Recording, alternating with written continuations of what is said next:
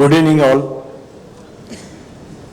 आजच्या कार्यक्रमाचे प्रमुख मार्गदर्शक माननीय नामदार श्री मुरलीधर अण्णा मोहोळ, केंद्रीय नागरी विमान वाहतूक व सहकार राज्यमंत्री, उपस्थित असलेले सर्व मान्यवर आमदार, नवनिर्वाचित सर्व पिंपरी चिंचवड व पुणे महानगरपालिकेचे नगरसेवक, उद्योग विश्वातील मान्यवर, MEAचे माझे मेंबर्स व बंधू आणि भगिनींनो, सर्वप्रथम मी तुमचं सगळ्यांचं स्वागत करतो आणि मी तुमचा धन्यवाद देतो की तुम्ही इतक्या तुमच्या व्यस्त शेड्यूलमधून MEAच्या आमंत्रणाला, MEAचा हा संवाद मेळावा जो आहे त्याच्यासाठी उपस्थित राहिल्याबद्दल मनापासून MEAतर्फे मी सगळ्यांचे आभार मानतो.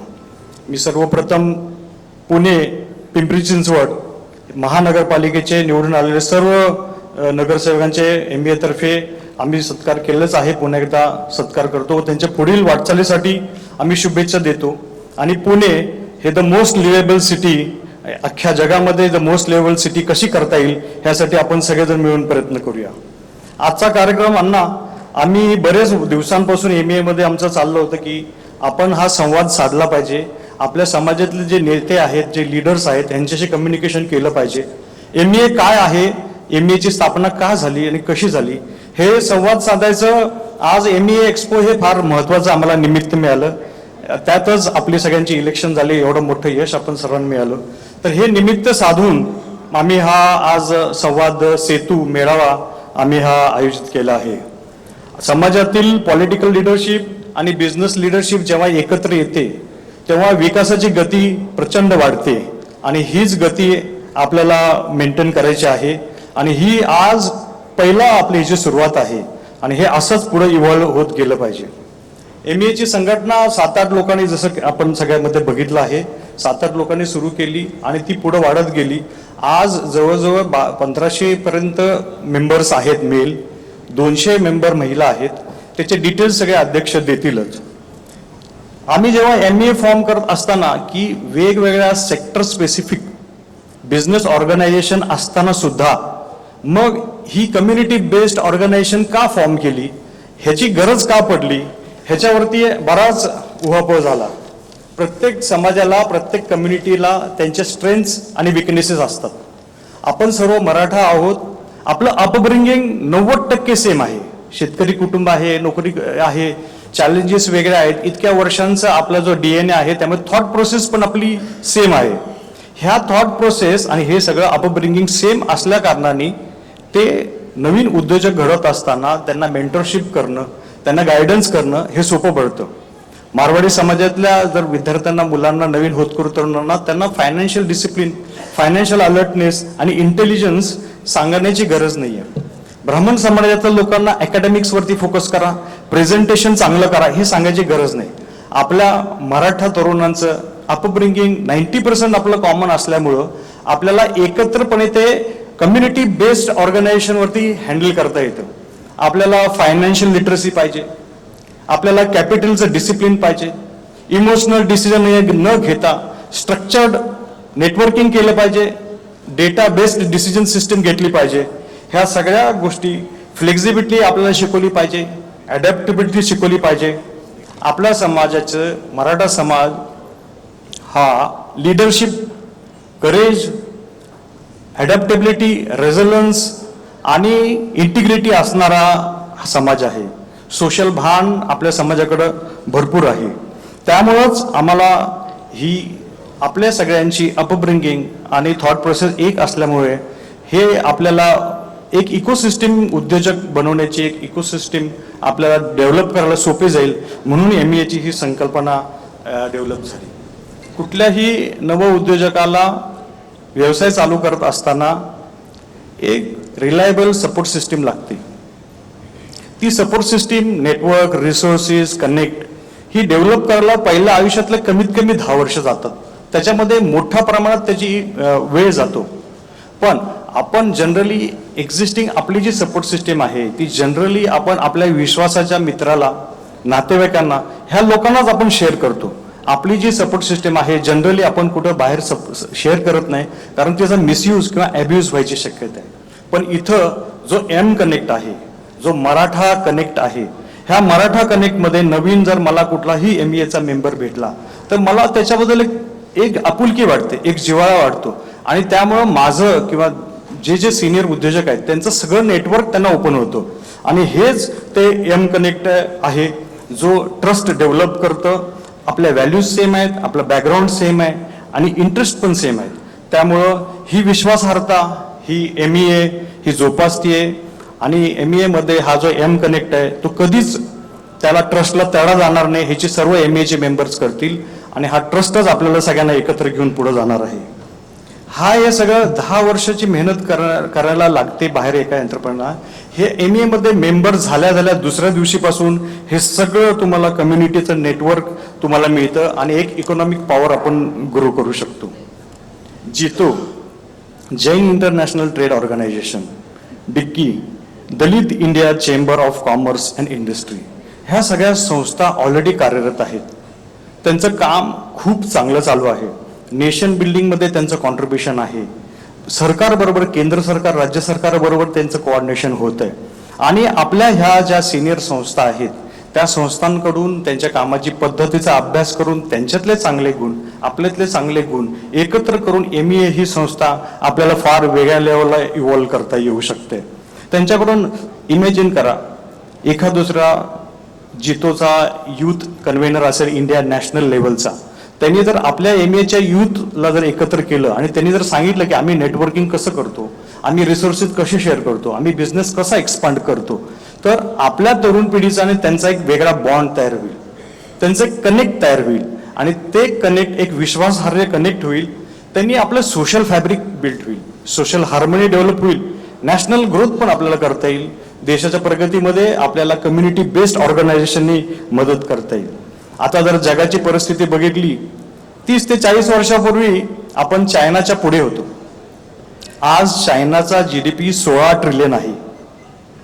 आपल्या इंडियाचा GDP 3.5 ट्रिलियन आहे. चायनाचा एक्सपोर्ट 3.5 ट्रिलियन आहे आणि इंडियाचा एक्सपोर्ट 750 बिलियन आहे. चायनाचा ट्रेड सरप्लस 3.5 ट्रिलियन आहे. इंडियाचा ट्रेड डेफिसिट 770 बिलियन आहे. आपला 3.3 million square kilometre land area आहे. त्यांचा 9.6 million square kilometre land area आहे. पर कॅपिटा इन्कम आपण 143 बिलियन पॉप्युलेशन आहे, त्यांचं 1.41 पॉप्युलेशन आहे. पर कॅपिटा इन्कम 2800 आहे आपला, त्यात अदानी आणि अंबानींना धरून आपलं पर कॅपिटा इन्कम आहे $2800. चायनाचा $13,000 आहे. एवढी मोठी गॅप आहे आपल्याला 5 पट आणि US तर बोलायलाच नको, US 30 ट्रिलियन आहे.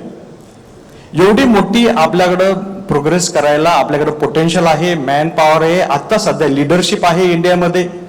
तर ह्याचा आपल्याला आत्ता अभी नाही तो कभी नाही अशा परिस्थितीत आपल्याला अर्जन्सीज बेसिसवरती आपण सगळ्यांनी जागा झालं पाहिजे आणि हे केलं पाहिजे. आपण एकमेकाचे कॉम्पिटिटर नाहीच आहोत. एक कम्युनिटी दुसऱ्या कम्युनिटीला कॉम्पिट करायची परिस्थितीच नाही आहे. आपण 150 कोटी लोक आहोत. चायना आत्ता 16-19 ट्रिलियनला जाते, एक 2 वर्षात ते 22-23 ट्रिलियनला जातील. आपल्याला 6 पट ग्रोथची कॅपॅसिटी आहे. त्यामुळं ह्या कम्युनिटी बेस्ड ऑर्गनायझेशन जर एकमेकांबरोबर एकत्र आल्या, त्यांनी एकमेकांना मेंटरिंग केलं तर वेल्थ क्रिएशन होईल. आपले पंतप्रधान नरेंद्र मोदी नेशन बिल्डिंगसाठी भरपूर पॉलिसीज आणतायत, भरपूर वेगवेगळ्या गोष्टी करत. मुरली अण्णा त्याच्यामध्ये आहेत, एव्हिएशनमध्ये हिस्टॉरिकल चेंजेस आहेत, एकदम क्रांतिकारक बदल घडतायत आणि development at the speed of thought सुरू आहे. Development at a speed of thought. ह्या सगळ्या परिस्थितीमध्ये एकटे पंतप्रधान किंवा गव्हर्नमेंट किंवा मंत्री किंवा ब्युरोक्रेट्स हे करून एकट्याच्यानी नेशन बिल्डिंग होणार नाही आहे. आपल्या देशाला जर कॉम्पिटिशन चायनाबरोबर कॉम्पिटिशन करायचे असेल तर कमीत कमी 50 अदानी, 50 अंबानी आणि हजारो आपल्यासारखे झटून काम करणारे एंटरप्रेन्योर्स जोपर्यंत पैदा होणार नाहीत, आपण तयार करू शकत नाही, तोपर्यंत आपण म्हणू पण शकत नाही की आपण चायनाच्या कॉम्पिटिशनला जवळपास जाणार आहोत. इतकं भयानक पोटेन्शियल आपल्याकडे आहे. आता ते एक्सप्लोर करायचं, एकत्र येऊन त्याला माइंडसेट चेंज करायचं, ही आता वेळ आलेली आहे. अमेरिका नुसती अमेरिका नाही आहे. अमेरिका इतकी दादागिरी का चालते त्यांची? त्यांच्याकडे मायक्रोसॉफ्ट आहे, त्यांच्याकडे गुगल आहे, त्यांच्याकडे ॲमेझॉन आहे, त्यांच्याकडे ॲपल आहे. ह्या सगळ्या कंपन्यांमुळे ते तिथं मॅन्युफॅक्चरिंग, त्यांचा एक्सपोर्ट काहीही नाही आहे, त्यांचा इम्पोर्टमध्येच आहे, त्यांचं डेफिशिट खूप आहे. तरी सुद्धा त्यांची दादागिरी आता समाजातल्या छोट्या छोट्या माणसांपर्यंत त्यांची दादागिरी कळते. हे का आहे? कारण त्यांचे एक मायक्रोसॉफ्ट जे आहे ते आपल्या टोटल शेअर मार्केटच्या टोटल एवढी त्यांचा टर्नओव्हर आहे. 17% त्यांचं मार्जिन आहे. सो 5-5, 7-7 देश एकत्र आल्यानंतर जेवढे इकॉनॉमीज तयार होतात तेवढ्या त्यांच्याकडे कंपन्या आहेत. सो एवढा मोठा आपल्याला स्कोप आहे. त्यामुळं आपण एकमेकांचे कॉम्पिटिटर्स बिलकुल नाही. सगळ्या समाजाच्या संस्था झाल्या पाहिजेत. कम्युनिटी बेस्ड ऑर्गनायझेशन पाहिजेत. कम्युनिटी बेस्ड ऑर्गनायझेशनचे फायदे काय होतात? एंटरप्रिनरशिप गावापर्यंत पोचू शकतात. फर्स्ट जनरेशन एंटरप्रिनर आपण तयार करू शकतो. ट्रस्टेड बिझनेस इकोसिस्टीम आपण तयार करू शकतो की जेणेकरून ऑन्टरप्रिनरशिपचं एक इकोसिस्टीम तयार होईल. गव्हर्नमेंट, इंडस्ट्री, सोसायटी ह्याच्यामध्ये कनेक्ट मिस आहे. तो मिसिंग लिंक सगळ्या कम्युनिटी बेस्ड सोसायटी आपण करू शकतो. त्यामुळं आपण एकमेकांना जर सहकार्य केलं, कम्युनिटी बेस्ड ऑर्गनायझेशन जर चांगल्या होत गेल्या, त्याला जर स्ट्रेंथ केलं, तर आपल्या देशाचे पंतप्रधान, आपल्या देशाची ब्युरोक्रेसी जे प्रयत्न करते त्यांना कॉम्प्लिमेंटरी डेव्हलपमेंट आपण करू शकतो. त्यांना कॉम्प्लिमेंटरी डेव्हलपमेंट करू शकतो. आपण त्यांच्या पॉलिसीजवरती हे करू शकतो. आणि ह्यानी automatically social fabric, social harmony, individual growth, नेशनची ग्रोथ आणि एक चांगला आपण एक देश, शक्तिशाली देश आपण उभा करू शकतो.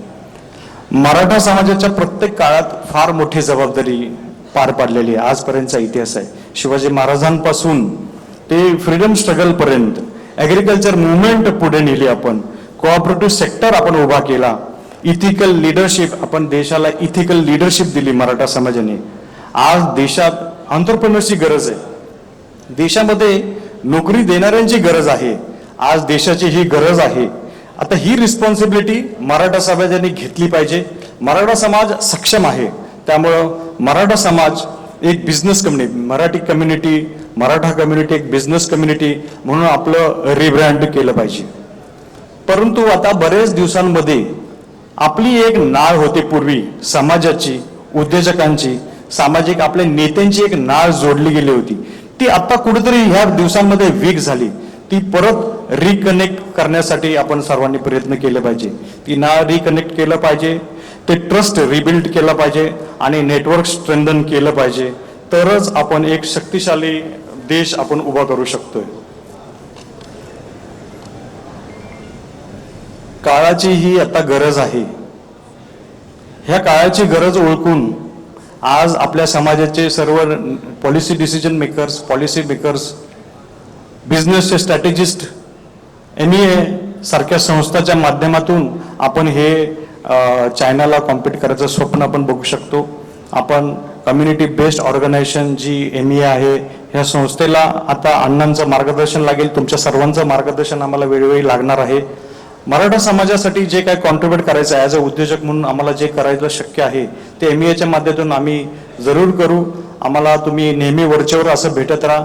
आजची ही एनर्जी बघून आमच्या MEAला इतकं छान वाटतंय की सुरुवातीला कार्यक्रम घेताना आम्हाला थोडा डाऊट होता की कसं करायचं, काय करूया. पण ही जी ऊर्जा बघून आमचे MEAचे सर्व सदस्य खूप आनंदित झालेत आणि आमचा उत्साह खूप वाढलेला आहे. आणि MEAच्या संस्थेबद्दल आपल्याकडच्या अपेक्षा काय आहेत ते अंकुश आसबे बोलतील आणि विक्रम गायकवाड MEAची प्रोग्रेस परिस्थिती जी काय आहे, पुढचे फ्युचर काय आहे ह्याच्याबद्दल बोलतील. मला तुम्ही बोलायची संधी दिली, माझे 4 शब्द ऐकून घेतल्यावर धन्यवाद. अण्णांचा असाच सपोर्ट राहू दे. अण्णांनी सांगितले तुम्ही कार्यक्रम हा घ्या, मी तुमच्या बरोबर आहे. त्याने आमचा इतका उत्साह वाढला आणि असंच जर शाबासकी किंवा सपोर्ट मिळाला तर आपण MEA मराठा कम्युनिटी एक बिझनेस कम्युनिटी म्हणून आपण आपला रिब्रँडिंग करून देशामध्ये बिझनेस कम्युनिटी महाराष्ट्राची आपण पुढे घेऊन जाऊ शकतो. धन्यवाद. थँक्यू.